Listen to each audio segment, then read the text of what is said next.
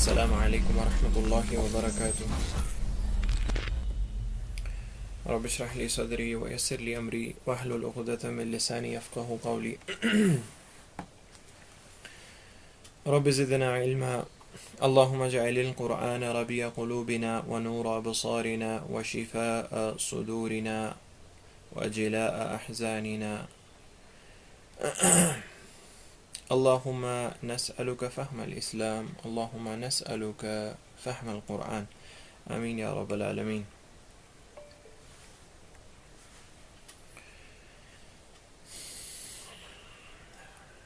سورۃ الکہف. پچھلے دروس میں ہم نے دیکھا کہ سورۃ الکہف کو اللہ تعالیٰ کس طرح سے انٹروڈیوس کرتے ہیں. تو اس میں جس طرح ہم نے دیکھا کہ اللہ تعالیٰ سب سے پہلے بیان کرتے ہیں اس قرآن کے وصف کو، اس قرآن کی کچھ بعض صفات کو جو پرائم امپورٹنٹ صفات ہیں جس سے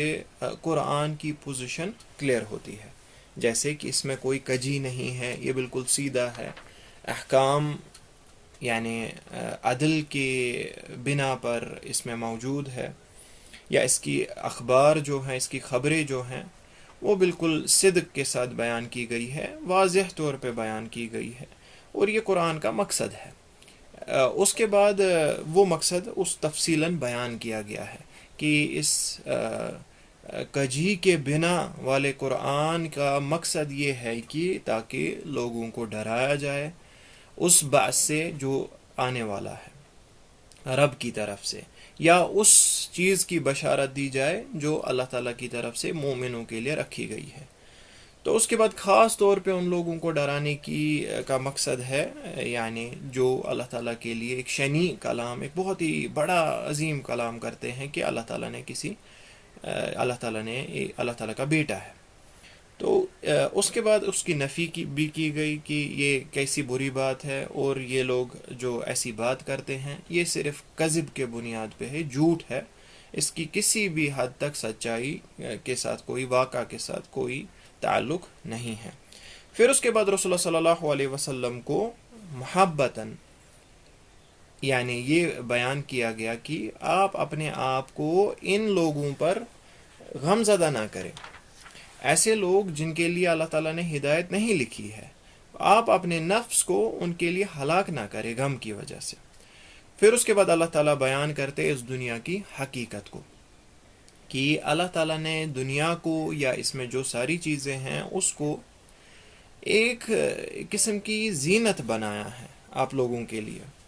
لیکن کامیاب وہی ہے جو اس زینت کے بیونڈ دیکھتا ہے، جس نے اس دنیا کی حقیقت کو پہچانا، جو اس زینت میں گم نہیں ہوا. کیونکہ اس زینت کا یہی ہونا ہے کہ یہ سب کچھ سعیداً جرزا ہوگا، یہ سب کچھ ختم ہو جائے گا، یہ سب ایک بیرن لینڈ بن جائے گا. جس زینت پر انسان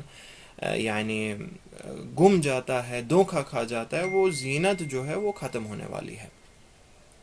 وَمَا الْحَيَاةُ الدُّنْيَا إِلَّا مَتَاعُ الْغُرُورِ، یہ بس ایک دھوکہ دڑی کا سامان ہے، اور یہ جلد ہی تمہیں پتہ چلے گا کہ اس کی حقیقت کچھ نہیں ہے. اس لیے اصل جو مقصد ہے اس کی طرف آ جاؤ. غالباً یہ پہلی آیت ہے جو اس سورہ کے موضوع سے تعلق رکھتی ہے، مٹیریلزم سے تعلق رکھتی ہے، مادیت سے. اور اللہ تعالیٰ یہاں پر ہمیں تنبیہ کرتے ہیں کہ اس چیز سے اجتناب کیا جائے، دنیا کے دھوکے سے اجتناب کیا جائے. اس کے بعد اب پہلے جو اس سورہ میں قصص ہے، سٹوریز ہے،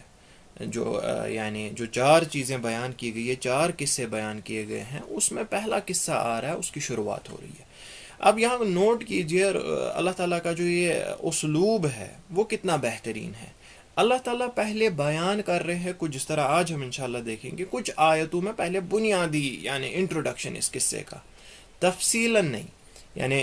پہلے جنرل ایک اجمالاً انٹروڈکشن آ رہا ہے، اور اس میں مین پوائنٹ چنے جا رہے ہیں کہ جس کی وجہ سے یہ قصہ الگ ہے باقی قصوں سے. تو وہ جس پہ اللہ تعالیٰ فوکس کرنا چاہتے ہیں اٹینشن، ان چیزوں کو پہلے لایا ہے. اس کے بعد ہم دیکھیں گے انشاءاللہ اللہ تعالیٰ آہستہ آہستہ اس کو کیسے پھر ایکسپلین کرتے ہیں، اور انہی پوائنٹس کو ایکسپلین کرتے ہیں جس میں عبرت چھپی ہوئی ہے، جس میں کچھ یعنی ہدایت چھپی ہے۔ ہر ایک چیز کو نہیں ایکسپلین کرتے یا ہر ایک پوائنٹ کو سامنے نہیں لاتے، کیونکہ Quran is not a book of history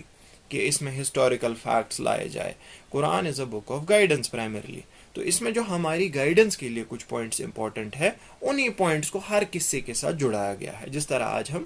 دیکھیں گے۔ اعوذ باللہ من الشیطان الرجیم۔ ام حسبت ان اصحاب الكهف والرقیم كانوا من آیاتنا عجبا اذ اوى الفتية الى الكهف فقالوا ربنا آتنا من لدنك رحمة وهيئ لنا من امرنا رشدا فضربنا على آذانهم في الكهف سنين عددا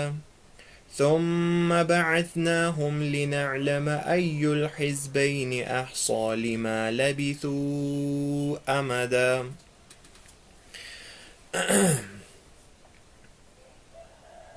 تو پہلی آیت میں ہم دیکھتے ہیں ام حسبت ان پہ ہم رکیں گے کیونکہ اس پہ شدہ ہے ان۔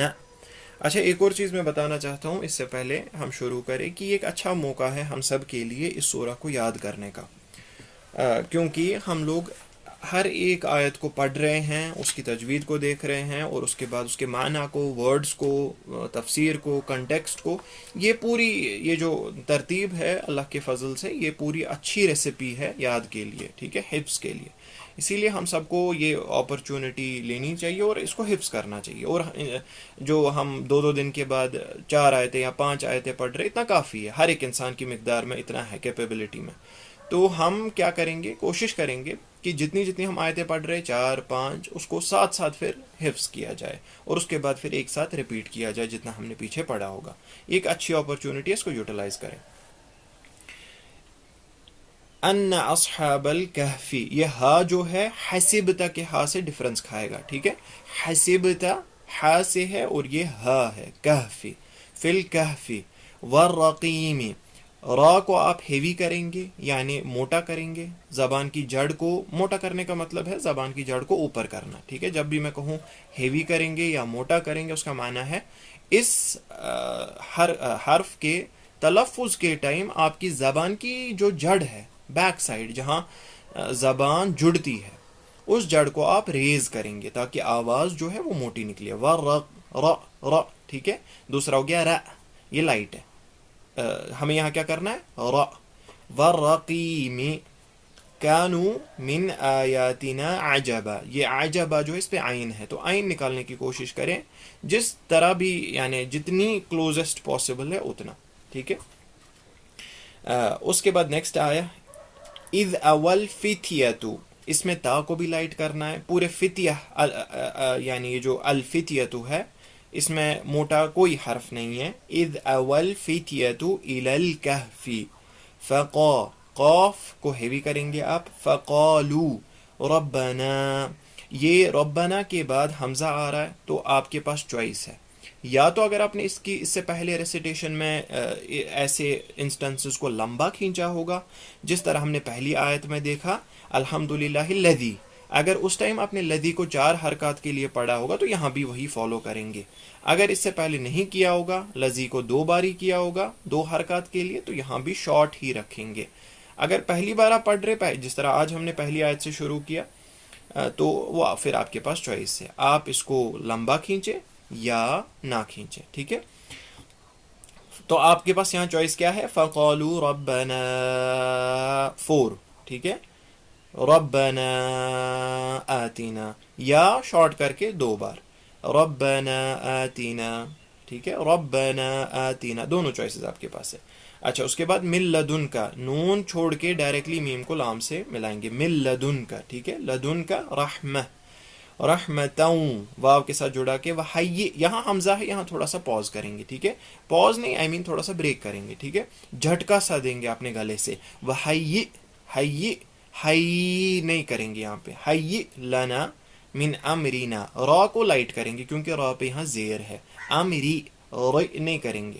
امرینا رشدا، یہاں پر ہیوی کریں گے، را کو موٹا پڑھیں گے کیونکہ را پہ فتحہ ہے، زبر ہے، امرینا رشدا، ٹھیک ہے۔ دا کو آپ 2 حرکات کے لیے کریں گے جس طرح سے پہلے ہم نے ترتیب کو فالو کیا ہے۔ اس کے بعد نیکسٹ فضربنا، با پہ آپ بیک کریں گے، داد، دیکھیں داد تھوڑا سا میں بتاؤں گا نکالنا ہمیں ہے، جو زبان ہے اس کی رائٹ سائڈ یا لیفٹ سائڈ کو اپروپریٹلی جو اس کے اپوزٹ داند آ رہے اوپر، ٹھیک ہے، ٹاپ والے دانت جو آ رہے ہیں اس کے ساتھ جڑا کے پوری جیب کو، فضربنا، لیفٹ سائڈ یا رائٹ سائڈ یا بوتھ تھوڑا سا مشکل ہے، لیفٹ یا رائٹ آپ ٹرائی کر سکتے ہیں، تینوں طریقے ہیں اس کے، فضربنا، ٹھیک ہے۔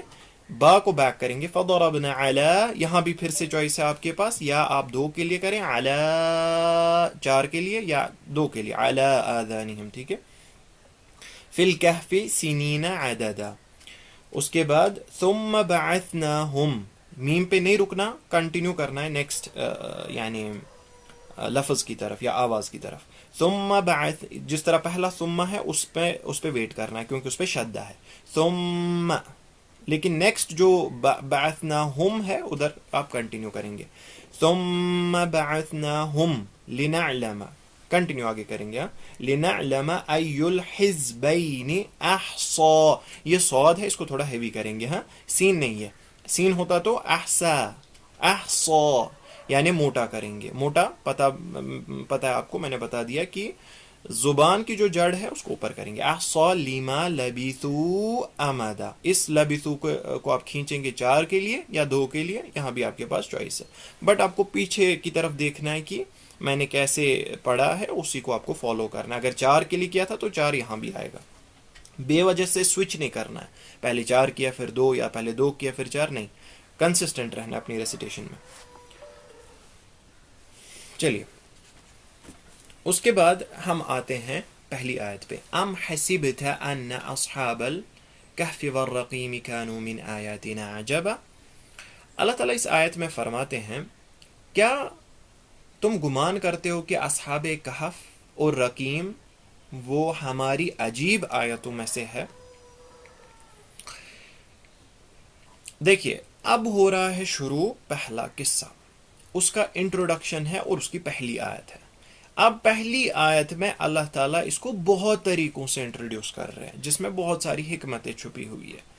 پہلی چیز، پہلے ان کا نام اور پہلے ان کا یعنی انٹروڈکشن، بنیادی انٹروڈکشن کی کس بارے میں بات ہونے والی ہے، وہ ہے اصحاب کہف یا اصحاب رقیم، دونوں ناموں سے یہ معروف تھے، یہ جانے جاتے تھے، ٹھیک ہے۔ دوسرا اب مسئلہ کیا ہے، یہ کہاں سے آیا، رسول اللہ صلی اللہ علیہ وسلم کے پاس یہ بات کہاں سے آئی، اور یہ قرآن میں یعنی اس کا اگر بیک گراؤنڈ دیکھیں کیسے آیا، تو یہ بات چل رہی تھی اہل کتاب کے درمیان، یعنی ان کے پاس ایک واقعہ ایسا تھا، ان کی ہسٹری میں ایک ایسا واقعہ تھا کہ کچھ لوگ تھے، کچھ لڑکے تھے، کچھ جوان لڑکے تھے جن کو پکارا جاتا تھا یا جو معروف تھے اس نام سے، ان کے قصے کے بعد معروف ہو گئے اصحاب کہف سے، یا اس سے بھی مشہور ہو گئے اصحاب رقیم سے، ٹھیک ہے۔ تو اسی نام کو اللہ تعالیٰ نے یا اسی نام کو قرآن نے چنا اور اسی نام کو بالکل اسی طرح جس طرح وہ معروف ہوا تھا وہ نام، اس کو یہاں درج کیا، اصحاب کہف والرقیم۔ تو اس کو جو یہ اہل کتاب تھے جو مدینہ میں تھے، اب قریش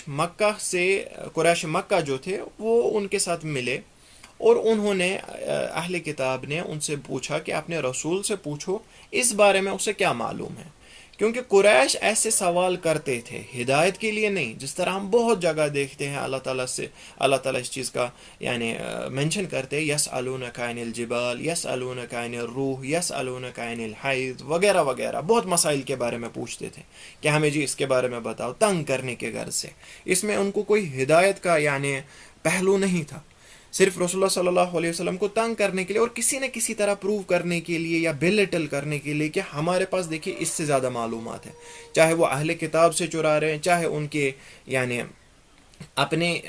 اس نالج میں ہے وغیرہ، کیونکہ ان کو پتا تھا رسول اللہ صلی اللہ علیہ وسلم نے کتابیں نہیں پڑھی ہے، وہ امی ہے، انہوں نے باقی ساری جو یعنی وہاں پر دائیں بائیں جو سویلائزیشنز تھی یا جو گروپس تھے ان کی کتابیں نہیں پڑھی ہے، تو اسی لیے کہیں نہ کہیں وہ چاہتے تھے کہ کسی نہ کسی طریقے سے کوئی لوپ ہول مل جائے کہ رسول اللہ صلی اللہ علیہ وسلم کو اسے نیچا دکھایا جائے، اس کو پروو کیا جائے کہ آپ کا دین صحیح نہیں ہے، یا آپ کے پاس یہ انفارمیشن نہیں ہے، یا آپ کے پاس غلط چیز انفارمیشن ہے، حقیقت تو یہ ہے۔ لیکن ہر باری ہم دیکھتے ہیں اللہ تعالیٰ نے رسول اللہ صلی اللہ علیہ وسلم کو ان چیزوں میں سپورٹ کیا، خاص طور پر جب اس چیز میں یا اس واقعہ میں ایک حکمت تھی۔ اب دیکھیں یہاں پر ایک اور چیز ہے ہم سب کے لیے، یعنی بٹوین دا لائنز یہ جاننا، وہ کیا ہے کہ یہ جو کفار تھے، یہ آپ نے دیکھا ہوگا سورۃ الفرقان میں بھی اس چیز کا مینشن ہوا ہے کہ یہ کہتے تھے وقال الذین کفروا لولا نزل علیہ القرآن جملۃ واحدہ، یہ جو کفر کرتے ہیں، جنہوں نے جو کفر کیا، یہ کافرین، یہ آپ سے پوچھتے ہیں کہ یہ اس پہ تعجب کرتے ہیں، یہ قرآن کیوں نہیں نازل ہوا ایک ہی ساتھ، ونس ایٹ آل؟ ٹھیک ہے، ہم بھی سوچتے ہیں کہ مطلب اس میں کیا حکمت ہے جو یہ تدریجاً نازل ہوا، آہستہ آہستہ نازل ہوا رسول اللہ صلی اللہ علیہ وسلم پہ، اس میں حکمتیں چھپی ہیں، اور علماء نے ان حکمتوں کے بارے میں بہت بات کی ہے۔ انفیکٹ اللہ تعالیٰ نے بھی اس میں سے ایک سب سے بڑی حکمت کو مینشن کیا اسی آیت میں۔ اللہ تعالیٰ اسی آیت میں پھر آگے فرماتے اس کے جواب میں کذالک، یعنی ہم نے اس کو ایسے ہی نازل کیا آہستہ آہستہ، کیوں؟ لنثبت به فؤادک، تاکہ آپ کے دل کو ہم کنفرمیشن دے، سیمنٹیشن کرے، فرمنس دے، تثبیت دے۔ تو اس تثبیت کی ہمیں یہاں ایک اور مثال مل رہی ہے، وہ یہ ہے کہ تثبیت کی بھی، اور دوسری چیز جو حکمت بیان کرتے علماء، وہ یہ کہتے ہیں کہ واقعات کبھی ہوتے تھے رسول اللہ صلی اللہ علیہ وسلم کی زندگی میں جس کا رسول اللہ صلی اللہ علیہ وسلم علم طلب کرتے تھے، یا رسول اللہ صلی اللہ علیہ وسلم امید میں ہوتے تھے کہ اللہ تعالیٰ کی طرف سے اس کی گائیڈنس مل جائے۔ جس طرح بہت سارے واقعات ہیں، آئی کی ناٹ مینشن، بہت زیادہ واقعات ہیں جو کسی انسیڈنٹ سے ریلیٹڈ ہے، کوئی انسیڈنٹ ہوا، اس کے بعد رسول اللہ صلی اللہ علیہ وسلم رکے، جواب کا انتظار کیا یا علم کے منتظر تھے۔ ان میں سے یہ ہے، جیسے رسول اللہ صلی اللہ علیہ وسلم کو سوال کیا گیا بتائیے جی اصحاب کہف کے بارے میں آپ کیا جانتے ہیں، تو رسول اللہ صلی اللہ علیہ وسلم کی گائیڈنس کے لیے یا اس پرفیکٹ جواب کے لیے اللہ تعالیٰ نے اسی طرح اس قصے کو بھیجا یا ان آیتوں کو بھیجا۔ تو ہمیں اس سے پتہ چلتا ہے کہ رسول اللہ صلی اللہ علیہ وسلم کے تثبیت کے لیے، ان کی اسٹرینگتھننگ کے لیے، ان کے ایمان کے اسٹرینگتھننگ کے لیے، اور ایک پرفیکٹ طریقے سے قرآن کو نازل کرنے کے لیے اللہ تعالیٰ نے اس کو ایک ہی ساتھ نازل نہیں کیا۔ آپ سمجھیے، آپ ان دونوں چیزوں کو یا دونوں سچویشنز کو کمپیئر کریں۔ ایک رسول اللہ صلی اللہ علیہ وسلم کے پاس پوری کتاب ہے، پورا قرآن ہے، اور اس کے بعد ان سے کوئی سوال پوچھا جا رہا ہے اور وہ اسی قرآن میں سے ڈھونڈ کے وہ سوال کا جواب دے رہے ہیں۔ اس کا اثر کمپیئر کیجئے کہ رسول اللہ صلی اللہ علیہ وسلم اللہ تعالیٰ سے دعا کر رہے یا امید کر رہے ہیں اور اللہ تعالیٰ پہ توکل کر رہے کہ اس سچویشن، جو نئی سچویشن آئی ہے یا نیا سوال آیا ہے، اس کے لیے آیت اتارے، یا اس کے لیے توقع ہے کہ کوئی آیت آئے گی، کوئی جواب آئے گا۔ تو اس سے جو تثبیت حاصل ہوتی ہے، اس سے جو ایمان میں اضافہ حاصل ہوتا ہے، اور اس سے جو اثر ہوتا ہے صحابہ پر بھی کنٹینیوسلی، تو یہ کچھ الگ ہی ہے۔ اسی لیے اس میں اللہ تعالیٰ فرماتے لنثبت به فؤادک، تاکہ تثبیت کریں آپ کے دل کو، آپ کے دل کو فرمنس یعنی عطا کرے۔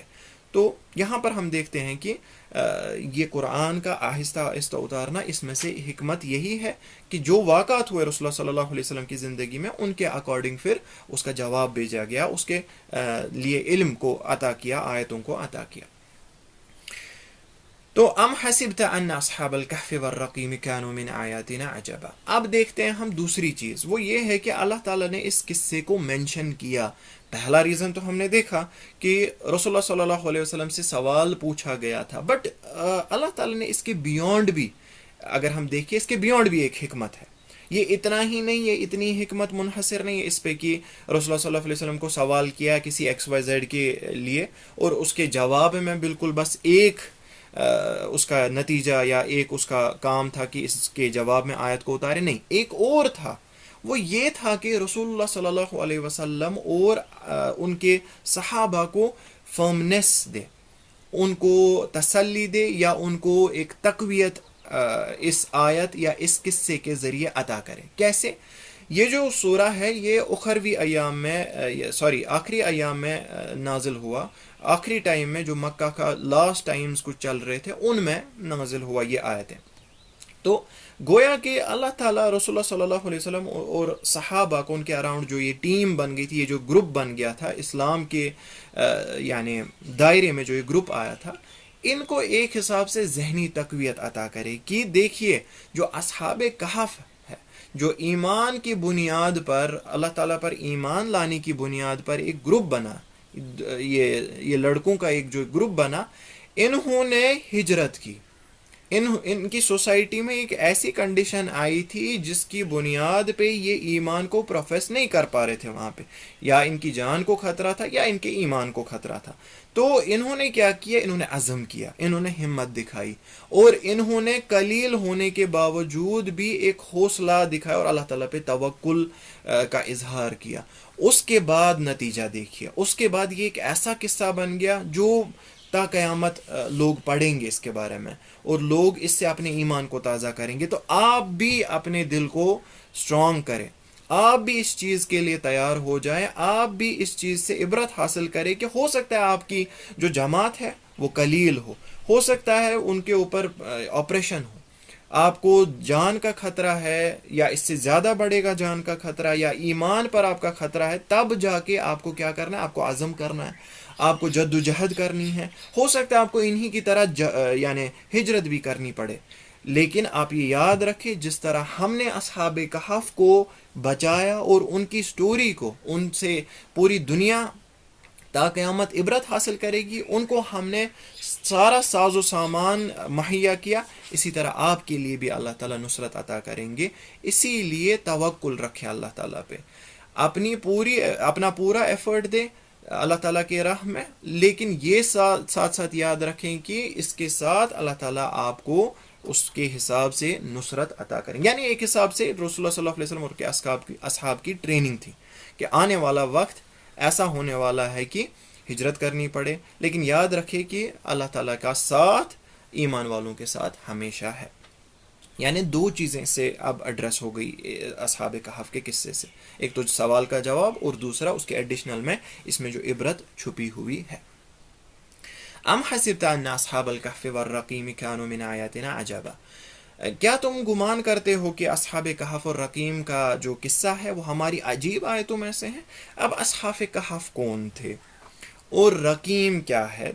تو اس میں دیکھیں آپ ان ڈیپتھ بہت جا سکتے ہیں، لیکن اگر آپ کو صرف ہدایت حاصل کرنے کے اعتبار سے صرف اس کو محدود رکھنا ہے تو آپ کے لیے اتنی جو قرآن میں انفارمیشن دی گئی ہے وہ سفیشینٹ ہے. اس کے بیونڈ جانا، وہ اکیڈمکلی اگر آپ چاہو، فار ایگزامپل آپ کسی اکیڈمک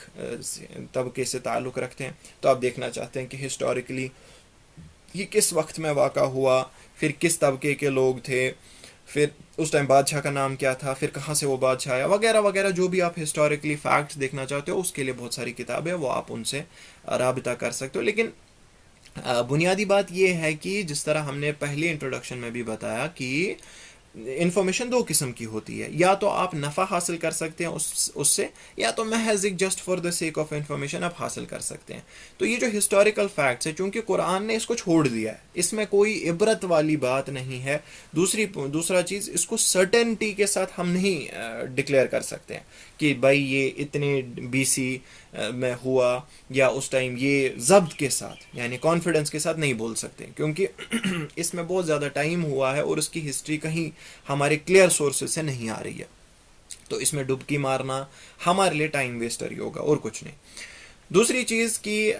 رقیم جو ہے، رقیم کا سب سے جو کلوزسٹ معنی ہے یا سب سے جو جمہور نے اس کو استعمال کیا وہ یہی ہے کہ جو اصحاب کہف کا واقعہ جب لوگوں میں پتہ ہوا تھا، اس کے بعد انہوں نے وہ ایک کائنڈ آف ایک بتائیے نیم پلیٹ بنایا ان کے کہف، ان کے غار کے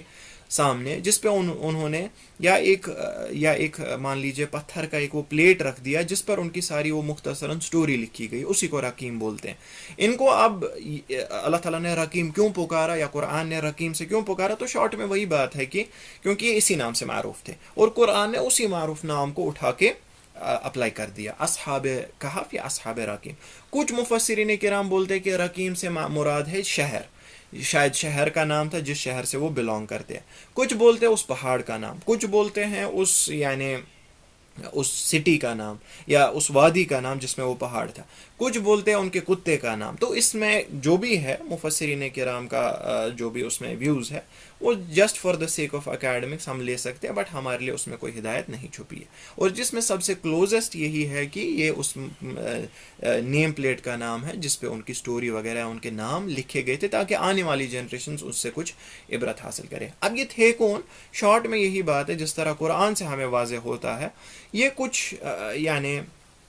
چند متقیوں کا ایک ٹولہ تھا جو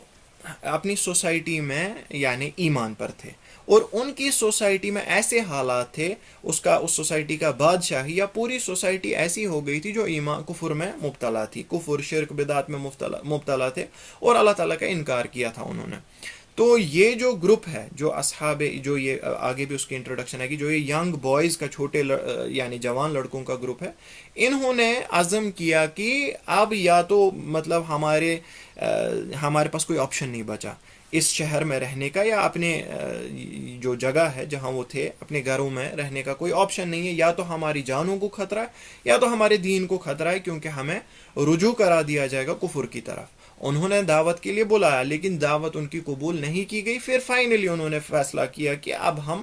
جو پناہ ہے وہ پناہ لیں گے شہر سے نکل کے کسی غار میں یا کسی ایسی جگہ جہاں ہمارا ایمان یا ہماری جان محفوظ رہے. یعنی انہوں نے دنیاوی زندگی کے اوپر اخروی زندگی کو چنا, انہوں نے کفر اور کمپرومائز کے اوپر ایمان کو چنا. ٹھیک ہے, اسی یعنی نوعیت سے یہ قصہ جو ہے وہ شروع ہو جاتا ہے. اس کے بعد ان کا کیا ہوا, یہ کب آئے واپس, تو انشاءاللہ ہم آگے جا کے اس کی اچھے سے سٹوری پڑھیں گے. تو بات کہنے کی یہاں پر یہ ہے, ام حسبت, کیا تم گمان کرتے ہو یہ اصحاب کہف اور رقیم ہے, یہ اللہ تعالیٰ کی عجیب آیتوں میں سے ہے. یعنی کہنے کا مراد ہے کہ یعنی اچھا پہلی چیز یہ دیکھیے, ام حسبت, کیا تم گمان کرتے ہو, تو اس سے مراد رسول اللہ صلی اللہ علیہ وسلم نہیں ہے. ہاں کچھ علماء یہ کہتے ہیں کہ رسول اللہ صلی اللہ علیہ وسلم سے اس سے مراد ہے, لیکن جو جمہور کی رائے ہے وہ یہ ہے کہ چونکہ رسول اللہ صلی اللہ علیہ وسلم نے اللہ تعالیٰ کی بہت بڑی نشانیاں دیکھی تھی, جیسے سورۃ البقرہ میں بھی ہم دیکھتے ہیں موت کے بعد حیات, بہت سا اس کا واقعہ بیان کیا گیا ہے. اسی طرح رسول اللہ صلی اللہ علیہ وسلم نے بعض انبیاء کی سٹوری اللہ تعالیٰ سے سنی تھی, یا بہت ساری ایسی چیزیں دیکھی تھی جو انہیں پتہ تھی کہ اللہ تعالیٰ کی اس سے بڑی بڑی نشانیاں ہیں. تو رسول اللہ صلی اللہ علیہ وسلم کے لیے اصحاب کہف کا واقعہ اتنا کچھ یعنی وہ عجیب واقعہ نہیں تھا کہ وہ بالکل دنگ رہ جائے کہ ہاں اللہ تعالیٰ کی یعنی سب سے بڑی عجیب نشانیوں میں ہے, نہیں, سٹرینج نشانیوں میں. ٹھیک ہے, تو کیونکہ رسول اللہ صلی اللہ علیہ وسلم آلریڈی اس لیول سے اوپر تھے, اسی لیے مفسرین کرام بولتے ہیں یعنی یہاں پر خطاب بیسیکلی ان لوگوں سے ہے جنہوں نے یہ سوال کیا, کیونکہ وہ بالکل فخر کے ساتھ یا وہ اس مقصد کے ساتھ رسول اللہ صلی اللہ علیہ وسلم کو اپروچ کر رہے تھے کہ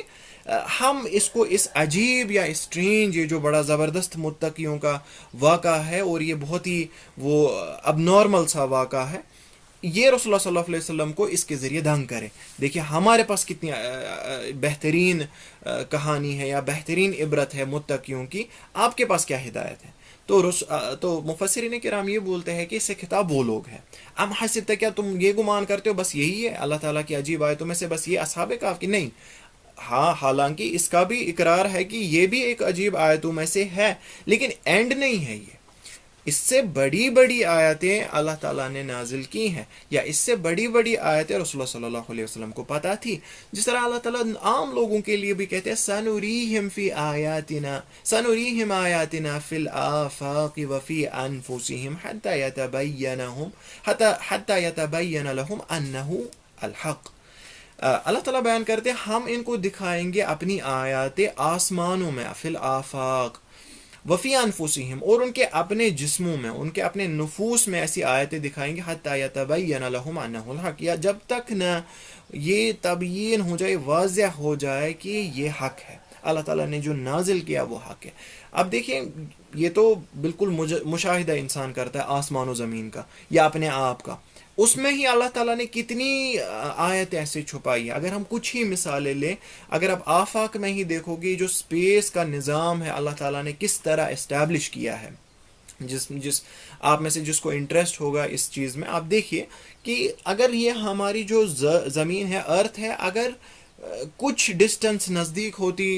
یعنی سورج کے، سن کے، یا کچھ ڈسٹنس دور ہوتی، تو اس کا کتنا اثر پڑتا۔ آپ یہ بھی دیکھیں کہ اگر اس کا سپن جو ہے، اگر وہ تھوڑا تیز ہوتا ہے، وہ تھوڑا کم ہوتا ہے یا نہیں ہوتا، اس سے کیا فرق پڑتا۔ اور اسی طرح ہم دیکھتے ہیں اللہ تعالیٰ نے کس طرح سے تمام کنڈیشنز کو دنیا کے لیے پرفیکٹ بنایا کہ حتیٰ ابھی تک ہمیں کوئی دوسری ارتھ نہیں ملی فی الحال کے لیے، ہو سکتا ہے ہو، لیکن فی الحال کے لیے جتنی بھی ہماری وسعت ہے، ایگزیکٹلی کوئی ایسی کنڈیشنز ہمیں نہیں ملے جہاں لائف ایگزسٹ کر رہی ہے، اتنی کمپلیکس لائف فارم۔ تو اللہ تعالیٰ نے یہ آیتیں ہمارے آنکھوں کے سامنے رکھی ہے، حتیٰ کہ چھوٹی چھوٹی چیزوں میں بھی اگر ہم دیکھیں، اسمالسٹ جو پارٹیکل ہے یا بگیسٹ جو ہماری اینٹیٹی ہے، ان سب میں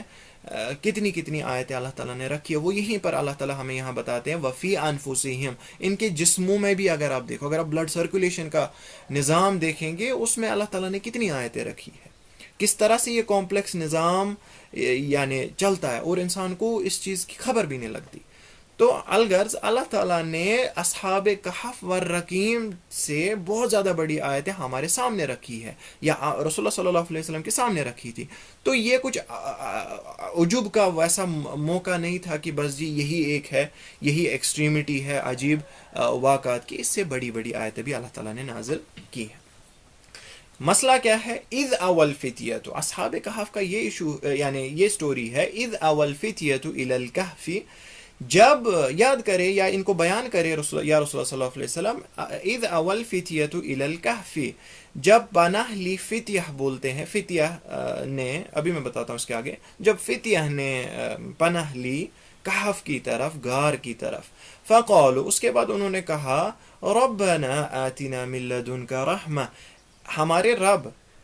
ہمیں عطا کر اپنی طرف سے رحمت، وَحَيِّئْ لَنَا مِنْ أَمْرِنَا رَشَدًا، اور ہمارے لیے تیار کر ہماری گائیڈنس کا سامان، یعنی ہمارے لیے جو گائیڈنس ہے اس کو آسان بنا دے، یا ہمیں دکھا دے، یا ہمیں گائیڈ کر دے۔ دیکھیے یہ جو پہلی چیز اس میں ہے، فتیہ جو ہے، فتیہ کہتے ہیں ینگ، جوان لڑکوں کا، ینگ بوائز، ٹھیک ہے، جوان لڑکوں کے گروپ نے، یہ پلورل ہے، ٹھیک ہے۔ اذ اول فتیۃ الی الکہف، اس گروپ نے کیا کیا؟ اس نے پناہ لی کہف کی طرف، فقالوا، اس کے بعد انہوں نے کہا، ربنا آتنا، یعنی دعا کی رب کی طرف کہ ہمیں اپنی طرف سے رحمت عطا کر، اس کے بعد ہمارے لیے تیار کر گائیڈنس کا سامان، یعنی جو ہمارا یہ عمل ہے۔ اور یہ تب انہوں نے کیا جب ماحول ایسا کھڑا ہو گیا ان کے شہر میں، جس ٹائم ان کا رہنا پاسبل نہیں ہوا، تو انہوں نے اس وقت عزم کیا کہ اب ہم پناہ لیں گے کسی ایسی غار میں جس سے ہماری جان یا ہمارا ایمان بچے اور ہم ان لوگوں سے دور رہے۔ الکہف، کہف کہتے ہیں غار کو، جو کسی پہاڑ میں کوئی غار ہوتی ہے اس کو کہف کہتے ہیں۔ تو ان لوگوں نے کیا کیا؟ ان لوگوں نے اس ٹائم کہا فقالو، تو اس ٹائم انہوں نے کہا ربنا، یعنی انہوں نے دعا کی، ربنا آتنا من لدنک رحمہ، اپنی طرف سے یا رب ہمیں رحمت عطا کر، یعنی ہمارے معاملے کو آسان کر، ہمیں گائیڈنس عطا کر، وحیئ لنا من امرنا رشدا، اور ہمارے لیے یعنی تیار کر ہم گائیڈنس کا سامان یا گائیڈنس، یعنی ہمارا جو امر ہے، ہمارا جو کام ہے، اس کو صحیح راستے پہ، صراط مستقیم پہ بنا، اس سے گائیڈنس کو ہٹا دے۔ دیکھیں یہاں پر ہمارے لیے بہت زیادہ عبرتیں ہیں۔ پہلی چیز یہ ہے کہ اللہ تعالیٰ آگے بھی دیکھیے بار بار مینشن کریں گے فتیہ، یہ جو گروپ تھا، یہ جو ساری اصحاب کہف کی سٹوری ہے، یہ اس کے بارے میں جو ینگ بوائز کا گروپ تھا، یعنی جوان لڑکے تھے، یعنی یہ عمل جو ہوا یہ جوانی میں ہوا ہے۔ تو جوانی کی امپورٹنس ہے، جوانی میں جو کام ہو جائے، یا اللہ تعالیٰ نے جو جوانی میں جوش رکھا ہے، وہ آگے جا کے پھر کم ہو جاتا ہے، اور آگے جا کے وہ کام حاصل نہیں ہوتا، چاہے آپ صحت کے اعتبار سے بولیں، چاہے آپ عزم کے اعتبار سے بولیں۔ اسی لیے ہمارے لیے یہاں پر یہ نصیحت ہے کہ ہم جوانی کو ضائع نہ کریں۔ جوانی کو ضائع کرنا ایک بہت بڑی اپرچونٹی کو ضائع کرنا ہے۔ جس طرح یہاں پر بھی آگے ہمیں بہت بار یہ ملے گا کہ اللہ تعالیٰ یہاں بار بار کہہ رہے ہیں فتیہ فتیہ فتیہ، لیکن اس کے ساتھ یہاں پر ہمیں یہ چیز بھی دیکھنی ہے، یہ جو جوانی ہے، اس کے جوش میں، چاہے اگر آپ صحیح ڈائریکشن میں بھی جا رہے ہیں، آپ اللہ تعالیٰ کی طرف جا رہے ہیں، لیکن اس کے جوش میں ہمیں حکمت کو نہیں چھوڑنا، ہمیں اللہ تعالیٰ کی طرف دعا کرنا نہیں چھوڑنا. ہمیں جو اصلی چیز ہے، بنیادی چیز ہے، وہ یہ ہے کہ آپ کو توفیق دی ہے، آپ کو اللہ تعالیٰ نے ذیل دی ہے، انرجی دی ہے، وہ تبھی پاسبل ہے جب اللہ تعالیٰ نے پہلے چاہا، تو اس پر شکر کرنا ہے. اسی طرح فردر حاصل کرنے کے لیے آپ کو اللہ تعالیٰ کی طرف رجوع کرنا. یہاں یہ دو آسپیکٹس پورے بیلنس کے ساتھ اللہ تعالیٰ نے مینشن کیے. ایک سائیڈ سے کہ جوانی کا آپ فائدہ اٹھائیں،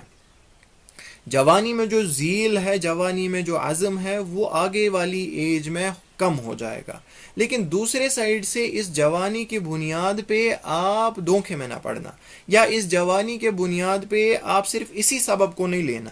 آپ ریکلیس ڈیسیجنز نہیں لینا، آپ اپنے رب پہ توکل کرنا، آپ اپنے رب کی طرف رجوع کرنا، اور اسی سے کنٹینیوسلی دعا کریے گا.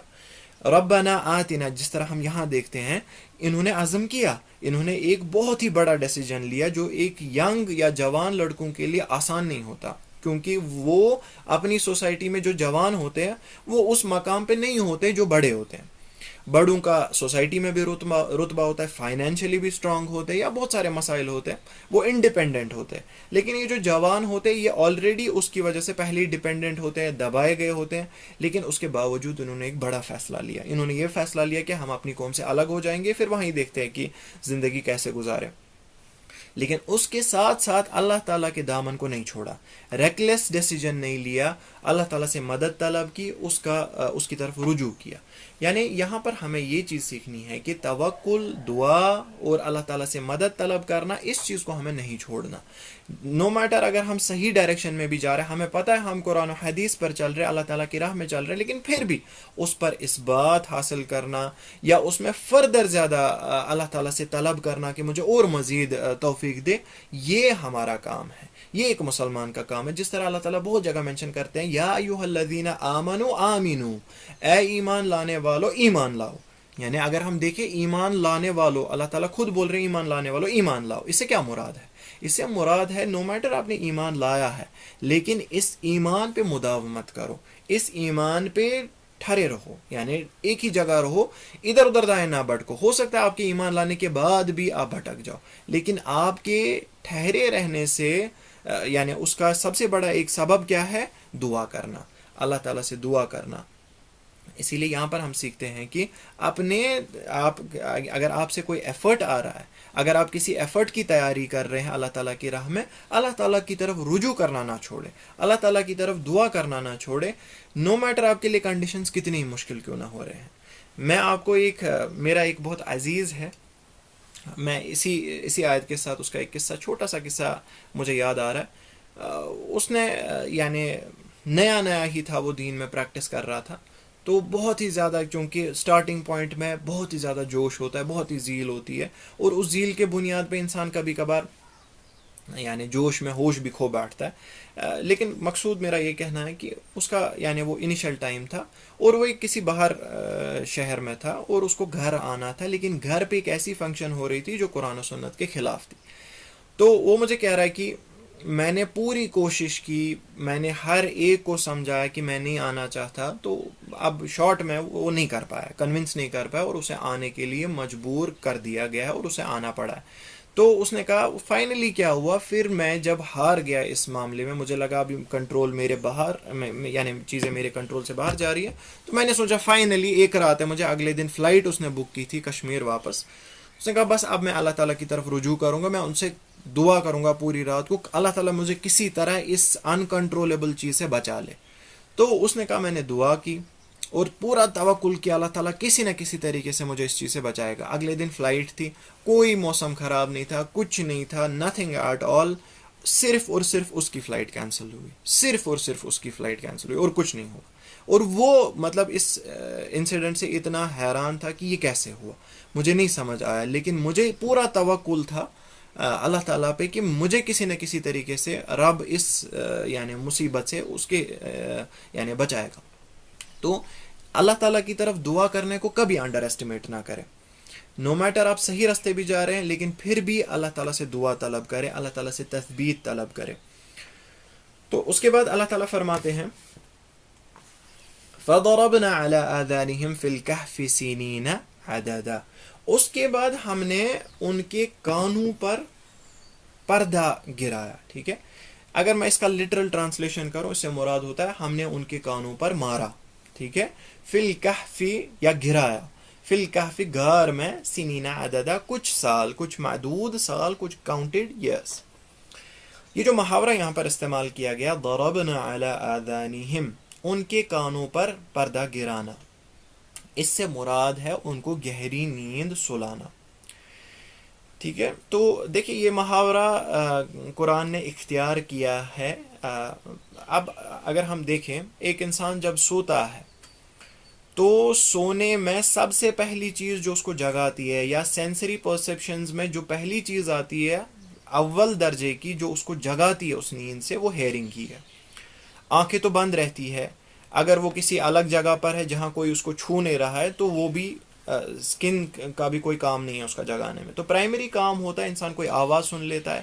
ٹھیک ہے, کوئی شور سن لیتا ہے, اس سے جاگ جاتا ہے انسان. یعنی اکثر ہم دیکھیں یہ جو ہیئرنگ پرسیپشن ہے اسی کا کام ہوتا ہے انسان کو جگانے کا. اللہ تعالیٰ یہاں پر بیان کر رہے ہیں فضربنا علی آذانہم, ہم نے ان کے کان پر ایک پردہ بچھا دیا, یعنی ٹیمپررلی ان کی جو ہیئرنگ ایبلٹی ہے اس کو ہم نے ختم کر دیا. ایبسلیوٹلی نہیں, اس کے بعد ان کو وہ ہیئرنگ ایبلٹی واپس آ گئی, لیکن جب تک وہ یہ سونے کا کام کر رہے تھے, سو رہے تھے, تب تک ان کی جو یہ فیلنگ ہے سننے کی یہ ختم کر دی گئی. اس پر پورا ایک پردہ, ایک حجاب ڈالا گیا تاکہ ان کو بالکل ایک گہری نیند سے سلایا جائے, اور کوئی ایسا شور نہیں. اب ظاہر سی بات ہے اتنے مدت کے لیے سالوں سال وہ سوئے رہے, کوئی نہ کوئی شور تو ہوا ہوگا اس کے اراؤنڈ, لیکن اس کی وجہ سے وہ جاگے نہیں, کیونکہ فضربنا علی آذانہم, ان کے کانوں پر ایک پردہ اللہ تعالیٰ نے گرایا تھا. فی الکہف سنین عددا, اس کہف میں, اس غار میں کچھ معدود سال, وہ کتنے ہیں کیا ہے وہ آگے انشاءاللہ اس کا ذکر آئے گا. اس کے بعد کیا ہے, ثم بعثناہم لنعلم ای الحزبین احصی لما لبثوا امدا. اچھا, اب مین چیز جو آ رہی ہے, دیکھیں سونا تو ٹھیک ہے, وہ سو رہے ہیں غار میں, کسی کو پتہ نہیں ہے, لیکن مسئلہ جو ہے یہ لوگوں تک تبھی پہنچا جب ان کو اٹھایا گیا, یا جب انہوں نے پھر واپس لوگوں سے انٹریکشن کی, تب جا کے اس جو قصے کی عبرت باہر آ گئی. تب جا کے آپ اور میں اس کو ڈسکس کریں, تب جا کے قرآن نے اس کو لایا ہے, جب ان کا قصہ لوگوں تک معروف ہو گیا اور لوگوں کو سچ میں پتہ چلا کہ یہ اللہ تعالیٰ کی کچھ یعنی عجیب آیتوں میں سے ہے. ٹھیک ہے, تو مین پوائنٹ اب یہ ہے ثم بعثناہم, پھر ہم نے ان کو مبعوث کیا, ہم نے ان کو جگایا, لنعلم ای الحزبین احصی لما لبثوا امدا, تاکہ یہ مشاہدہ کیا جائے, لوگ یہ جان جائے کہ ای الحزبین, دو گروپس میں سے کون سا گروپ ایسا ہے جو ان کی مدت کے بارے میں, یہ کتنے ٹائم سوئے رہے, وہ یعنی حق کے قریب ہے. انہوں نے ڈسکشن کیا آپس میں, جس طرح آگے بھی ہم انشاءاللہ دیکھیں گے, تو اس میں سے حق کے قریب دو گروپس میں سے, دو رائیوں میں سے کون سی ہے, تو اس میں تاکہ یہ چیز اسٹیبلش ہو جائے, لوگوں تک یہ بات پہنچ جائے. دیکھیں پہلی چیز جو یہاں پر مینشن کی گئی ہے بعثناہم, ہم نے ان کو مبعوث کیا, یعنی ہم نے ان کو ایز اف اللہ تعالیٰ یہاں پر کہہ رہے ہیں موت کے بعد اٹھایا, کیونکہ ایکچولی جو نیند ہوتی ہے وہ بالکل موت ہوتی ہے. جس طرح اللہ تعالیٰ سورہ الزمر میں فرماتے ہیں اللہ یتوفی الانفس حین موتها والتي لم تمت في منامها فيمسك التي قضى عليها الموت ويرسل الاخرى الى اجل مسمى. اللہ تعالیٰ کہتے ہیں اللہ تعالیٰ یعنی روحوں کو قبض کرتے ان کے موت کے وقت, یا ان کو بھی جو اپنی نیند میں نہیں سوتے, جو اپنی نیند میں نہیں مرتے, پھر اللہ تعالیٰ کیا کرتے ہیں جن کا ٹائم آ گیا ہوتا ہے مرنے کا, ان کو ان کی روح کو یعنی پکڑ لیتے ہیں, لیکن جن کا ٹائم نہیں ہے ان کی روح کو واپس بھیجتے ہیں, یعنی وہ جاگ جاتے ہیں واپس. یعنی جس طرح رسول اللہ صلی اللہ علیہ وسلم نے بھی فرمایا النوم اخو الموت ولا ینام اہل الجنہ, جو نیند ہے وہ موت کا بھائی ہے. ٹھیک ہے, بالکل موت کی طرح ہے, اس کی کیفیت بالکل موت کی طرح ہے. ایک انسان کو پتہ ہی نہیں رہتا کہ وقت کیسے نکل گیا, ایک انسان کو کوئی فیلنگ نہیں رہتی جب وہ گہری نیند میں سویا ہوتا ہے. ولا ینام اہل الجنہ, اور اہل جنت نہیں سوئیں گے. کیوں؟ کیونکہ اہل جنت کے لیے جس طرح, اچھا اس حدیث کا تعلق ابھی اس سے پہلے والی آیت سے بھی ہے جو ہم نے پرسوں پڑھی, ماکثین فیہ ابدا یا اجرا حسنا, وہ کیا ہے, وہ اس میں سے یہ چیز بھی آتی ہے, ان کے لیے حسین اجر ہے جس میں وہ ہمیشہ رہیں گے, اور لٹرلی اللہ تعالیٰ انشور کرتے یہ ہمیشگی آل دا ٹائم ہے، اس میں نیند بھی انٹروین نہیں کرتی، کیونکہ رسول اللہ صلی اللہ علیہ وسلم نے فرمایا اہل جنت نہیں سوئیں گے. سونا مینز آپ کی جو لذت ہے جنت میں اس کا پاز ایک ملے گا، یعنی اس سے آپ پاز کریں گے، اس کے بعد جب اٹھیں گے تب واپس وہ لذت ملے گی، لیکن نہیں. وَلَا يَنَامُ أَهْلُ الْجَنَّةِ، اللہ تعالیٰ نے کہا یہ جو سرور ہے، رسول اللہ صلی اللہ علیہ وسلم نے اس حدیث میں فرمایا جو سرور ہے، یہ جو لذت ہے، مَاكِثِينَ فِيهِ أَبَدًا، یہ اس میں ہمیشہ رہیں گے، اس میں نیند تک بھی نہیں ان کو ڈسٹرب کرے گی. خیر، ثم بعثناهم لنعلم کا جو لٹرل ٹرانسلیشن ہے اس کا معنی یہ ہوتا ہے کہ تاکہ ہم جان جائے، اللہ تعالیٰ جان جائے، لیکن ہمیں تو پتہ ہے اللہ تعالیٰ کو ساری چیزیں پتہ ہے ابد سے، یعنی پہلے سے، اور ابد تک جو چیزیں ہونے والی اللہ تعالیٰ کو آلریڈی اس کا علم ہے. لیکن یہاں لنعلم کا جو مراد ہے وہ یہ ہے کہ ظہور ہو جائے علم کا، باقی سارے لوگ مشاہدہ کرے اس علم کا، یا اسی طرح یہ اسٹیبلش ہو جائے تاکہ اس میں جو سلسلہ ہے عقابت کا یا جزا کا وہ دیا جائے، ٹھیک ہے، تاکہ سب لوگوں کے لیے اسٹیبلش ہو جائے، ایک عدل اور حق کا نظام قائم کیا جائے. کیونکہ اللہ تعالیٰ کے علم میں تو آلریڈی یہ چیز ہے، لیکن ہمارے علم میں آ جائے اور پوری سوسائٹی کے علم میں آ جائے تاکہ اس کے بعد یہ اسٹیبلش کیا جائے کہ ہاں اس کو عقابت دینی ہے یا جزا دینا، جس طرح اللہ تعالیٰ بہت جگہ بھی استعمال کرتے یہ لفظ. تو نعلم کا یہ مراد نہیں کہ اللہ تعالیٰ کو پتہ نہیں تھی اور اللہ تعالیٰ دیکھنا چاہتے تھے کہ پھر ان میں سے کون سا صحیح ہوگا، نہیں، اللہ تعالیٰ کو آلریڈی پتہ تھی، صرف یہ ہے کہ لوگوں کے مشاہدے کے لیے اس ٹرم کا استعمال کیا، لنعلم ای الحزبین، دو گروپس میں سے کون سا گروپ احصیٰ لما لبثوا امدا حق کے قریب ہے مدت کے بارے میں، کیونکہ سونا ایز سچ کوئی عبرت نہیں ہے یا کوئی عجیب واقعہ نہیں ہے، یا ان کے گھر میں جانا کوئی عجیب واقعہ نہیں، لیکن اصلی جو مین کرکس ہے، جو مین فوکل پوائنٹ ان کے قصے میں ہے وہ ہے مدت، ان کے سونے کی مدت. تبھی اللہ تعالیٰ یہاں پر مینشن کرتے ہیں احصیٰ لما لبثوا امدا. ابھی جو دو گروپس ہے اس کے بارے میں بھی اگین علماء کا کلام ہے کہ یہ کیا دو گروپس انہی کے درمیان ہے، یا یہ دو گروپس ان کے سوسائٹی کے درمیان بن گئے، یا دو گروپس اہل کفار اور اہل مسلم اہل اسلام یہ دو گروپس ہیں. تو خیر اس میں سب سے قریبی رائے یہ ہے کہ یہ دو گروپس انہی کے دو درمیان تھے، یعنی یہ جتنے بھی لڑکے تھے اس میں سے ایک گروپ نے، یعنی جس فار ایگزامپل ایک انسان جب بات کرتا ہے آپس میں تو اس میں کچھ یعنی ڈفرینسز آف اوپینین آ جاتی ہے، تو ان کے یہاں بھی ڈفرینسز آف اوپینین آ گئی، جو ہی یہ اٹھ گئے کہ بھائی ہم کتنے ٹائم سوئے تھے. تو اس میں سے ایک گروپ نے ایک رائے پریزنٹ کی اور دوسرے گروپ نے دوسری رائے پریزنٹ کی. اسی کا یہاں مینشن ہو رہا ہے کہ تاکہ وہ یہ دیکھا جائے کہ ان دو گروپس میں کون سا گروپ ایسا ہے جو حق کے یعنی قریب ہے. تو آج کے لیے ہم اتنا ہی رکھیں گے، انشاءاللہ کل ہم مزید اب دیکھیں گے جو آیتیں تھی ابھی تک یہ اجمالاً پریزنٹ کر رہی تھی. اگر آپ نے دیکھا ہوگا ان تین آیتوں میں اللہ تعالیٰ پریزنٹ کر رہے ہیں کہ ہاں اوور آل ان کا جو یہ قصہ ہے اس کی بنیادی چیز ہے، جس پر عجیب جو چیز ہے اس میں، یا جو اس کا یعنی فوکل پوائنٹ ہے وہ یہ ہے کہ یہ غار میں گئے، اس کے بعد مین چیز ہے پھر اس کے بعد سوئے، اللہ تعالیٰ نے اس کو سلا دیا اور اس کے بعد ان کو اٹھایا. تو یہ مین اس کا جو انٹروڈکشن ہے اصحاب کہف کا، اللہ تعالیٰ نے انٹروڈکشن ان تین آیتوں میں بیان کیا. اب اس کے بعد جو آیتیں آ رہی ہے وہ تفصیلاً بیان ہوگی، وہ اللہ تعالیٰ ان ڈیٹیل بیان کریں گے، جتنی ڈیٹیل ہمارے لیے کافی ہے، ناٹ ایز کہ اس کے بادشاہ کا نام کیا تھا، ان کے کتے کا نام کیا تھا یا وغیرہ وغیرہ، وہ جو ناٹ ریکوائرڈ ڈیٹیلز ہے اللہ تعالیٰ نے قرآن جو ہے، جس طرح اگلی آیت میں بھی آئے گا نحن نقص علیک نبأہم بالحق، اللہ تعالیٰ قصہ بیان کرتے، ہم قصہ بیان کرتے تمہارے اوپر حق کے ساتھ. اس حق میں یہ بھی آتا ہے کہ یہ فصاحت کے ساتھ بیان کیا جائے، وضاحت کے ساتھ بیان کیا جائے، وہ چیزیں پریزنٹ کی جائے جو مقصود ہے، جو امپورٹنٹ ہے. غیر ضروری چیزوں کا قرآن میں کوئی یعنی دخول نہیں ہے. اسی لیے ہم دیکھتے ہیں اللہ تعالیٰ وہ چیز مینشن کریں گے جس سے عبرت یا جس سے کوئی نصیحت وابستہ